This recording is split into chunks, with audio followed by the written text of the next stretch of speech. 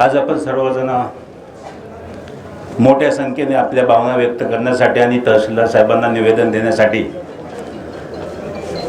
खऱ्या अर्थाने आपलं घरचं काम सोडून आपण ह्या लढ्यासाठी सज्ज झालो आहे। अनेक जणांनी आपल्या भावना व्यक्त केल्या। जी सगळी जण इथं आली ते सगळ्यांना माहिती की रेल्वेचा सगळा इतिहास आता सांगायची गरज नाही, त्या एवढ्या खोलामध्ये आपल्याला जायची गरज नाही, कारण प्रत्येकाने आता अभ्यास केला पाहिजे। आपल्याला ही लढाई जिंकायची आहे। मी आपल्या सगळ्यांचा जास्त वेळ सुद्धा घेणार नाही। मी एकाच गोष्टीचं स्वागत करेल की आपण सर्वजण सगळ्या पक्षाचे नेतेगण आपण सगळेजण एकत्र आलो आणि म्हणून सावंत साहेब आपल्याला एक आठवतं इतिहासातली म्हण, पहिलं लग्न कोंडाण्याचं आणि मग रायबाचं। खऱ्या अर्थाने निवडणुका सुरू झाल्या आहे तळपडे साहेब, पण मी आपल्या सगळ्या पक्षाला एक विनंती करेन, मी पण एक राजकारणीच आहे, परंतु आपण राजकारण आपल्या तालुक्यासाठी करू। आता आपल्यात भांडण्यासाठी आपण सोडून देऊ। आपण बांधतोय आणि पळून दुसरंच कोणीतरी नेतंय। आपल्या निवडणुका आपल्यामध्ये करण्यासाठी आपल्याला मला वाटतं प्रचाराची गरज नाही। आपण एकच प्रचार करू, रेल्वे आली पाहिजे। मी आपल्याला सगळ्यांना विनंती करेल, सगळ्या पक्षाचे प्रमुख आहे इथे, म्हणजे त्यांचं ऐकतात ती सगळे आहे। राष्ट्रवादी 2 आहे, भाजप आहे, शिवसेना आहे, काही अपक्ष आहे। आपण यावेळेस पॉम्पलेट छापू, पण आपण पॉम्पलेट रेल्वेचे छापू।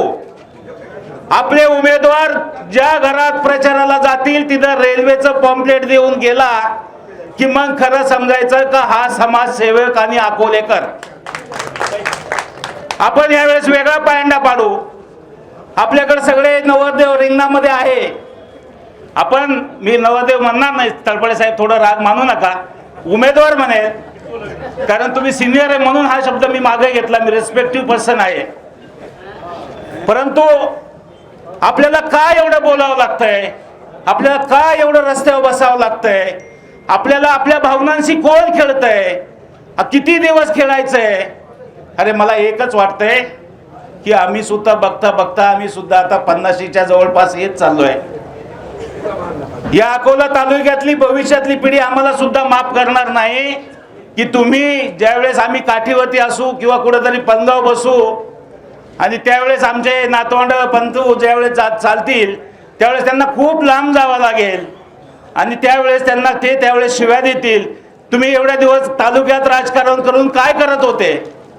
आणि म्हणून आपल्याला ह्यासाठी रस्त्यावरती यायचंय।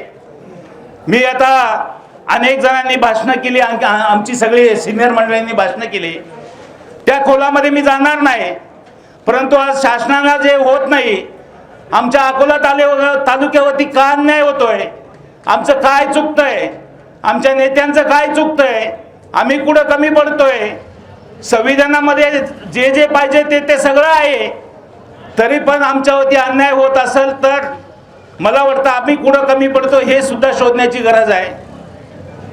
आमच्या तालुक्यामधून सर्व काही जात आहे।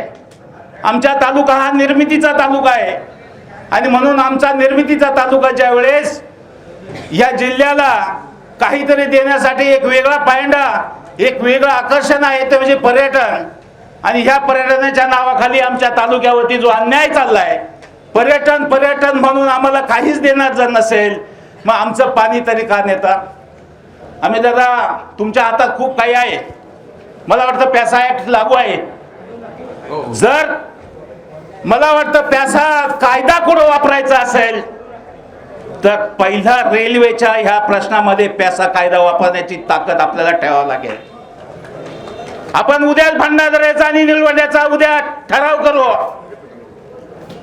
जर आमच्या तालुक्यामध्ये एक स्टेशन जर रेल्वेचं होत नसेल तर आम्ही भंडारदऱ्याचं आणि निळवंड्याचं पाणी खाली सोडणार नाही आणि एवढी ठोस भूमिका तुम्हाला घ्यावी लागेल। तुम्हाला ह्या जनतेबरोबर सगळ्यांना राहावं लागेल। जोपर्यंत रेल्वे येत नाही तोपर्यंत सगळ्या बॉर्डरच्या बाहेर सगळे राज्यस्तरीय पक्ष आम्ही बॉर्डरच्या बाहेर थांबू। एका नेत्याला ह्या अकोला तालुक्यामध्ये आम्ही शिरकाव करून देणार नाही। आम्ही संयमाने सगळ्यांना सांगणार आहे। 2 वर्ष आम्ही काय बघतोय, फक्त अन्याय बघतोय। कधी इकडून जाते, कधी तिकडून जाते, कधी त्याच्या तिकडून जाते. म्हणजे प्रशासनाने चाललेला आमच्याशी हा डावपेच आम्हाला आता कळायला लागलाय. परंतु बोलायचं कोणी?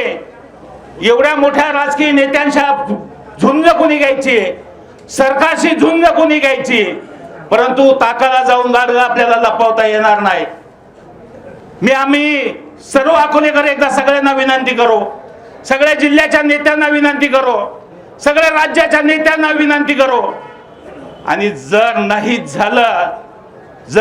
झालं तर सर्व शक्ती, या अकोलेकरांची सर्व शक्ती आम्ही आमच्या सगळ्या डॉक्टर अजित नवले साहेब असतील, महेशरावजी नवले असतील, आमचे डॉक्टर मनकर साहेब असतील, सगळी मंडळी, सगळे मोठी सगळ्या पक्षाची नेते, ह्या सगळ्यांना सांगू, आम्हाला आता राजकारणामध्ये आम्हाला रस नाही. तुम्ही राजकारण तुमच्या स्तरावरती तुम्ही करा, परंतु आम्हाला एकच राजकारण करायचं आहे. आमची रेल्वे आली पाहिजे. आता आम्हाला राजकारणात आम्हाला कुठेही मदत केली नाही तरी चालेल.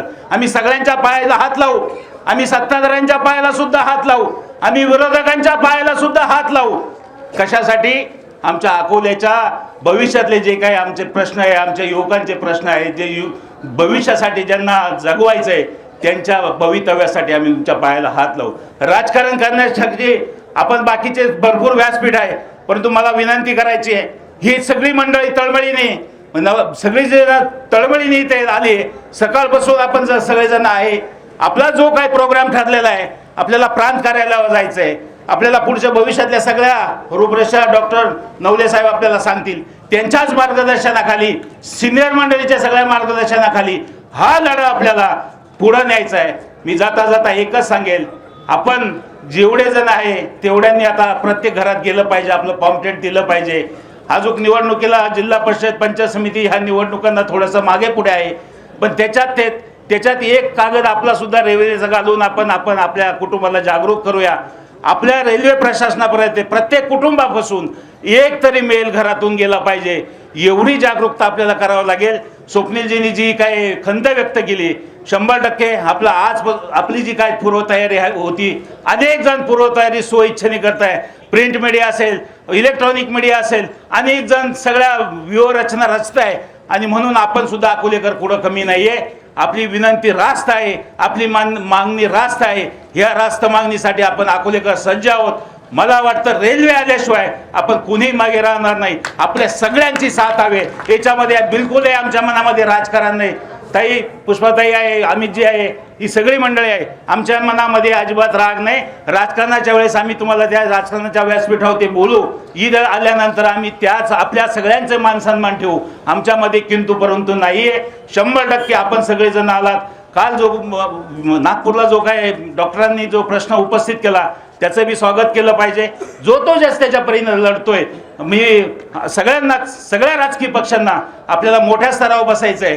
मला वाटतं जे काय चाकणचं जे काय आंदोलन आहे, आपल्याला त्या आंदोलनासाठी आपल्याला सगळ्या पक्षाच्या नेत्यांना आपल्याला एकत्रित घेऊन बसायचं आहे. मी दादा, आणि ते ना भूतो ना भविष्य, ती निवडणूक आपल्या राज्याची असेल. अकोल्याची निवडणूक आपण लढणार आहे, केंद्रात जिंकणार आहे ती निवडणूक. या निवडणुकात लढू, काय अडचण नाही. ती निवडणूक जिंकलो ना आपण, इकडे सहज सगळे गणित सुटतील. जिल्हा परिषद पंचायत समिती, नाहीतरी आपल्याला अधिकार किती असतात हो, जिल्ह्यातच जाऊन लढायचे ना, ते आपण लढू आपल्या स्तरावरती. परंतु आपल्याला चाकणची लढाई एक दिलाने डॉक्टर अजित नवले साहेबांनी जो काय आदेश दिलेला आहे, आपण 50,000 अकोलेकर तिथे गेलो पाहिजे, एवढीच आपल्याला एक विनंती करतो. थांबतो. जय हिंद, जय महाराष्ट्र. आपली माणसं, आपलं दुकान. श्री स्वामी समर्थ क्लॉथ आणि मॅचिंग सेंटर, तसेच श्री स्वामी समर्थ एंटरप्राइजेस होलसेल कापड दुकान. अकोलेकरांच्या पसंतीस उतरलेलं कापड विश्वातील लोकप्रिय नाव म्हणजे श्री स्वामी समर्थ कापड दुकान. मनमोहक वस्त्रालंकार, वाजवी किंमत आणि विनम्र सेवा. 6 वार साडी, 9 वार sari, Banarasi silk, suiting, shirting, Manchar टोपी, टॉवेल, शाल, नॅपकिन, फेटा, इनरवेअर आदी साहित्य एका छताखाली. लग्न बस्त्यासाठी खास अद्ययावत व्यवस्था, तसेच लग्न बस्त्यावर ट्रॉली बॅग फ्री. लहान मुलांच्या असंख्य व्हरायटीजचे मनमोहक कपडे.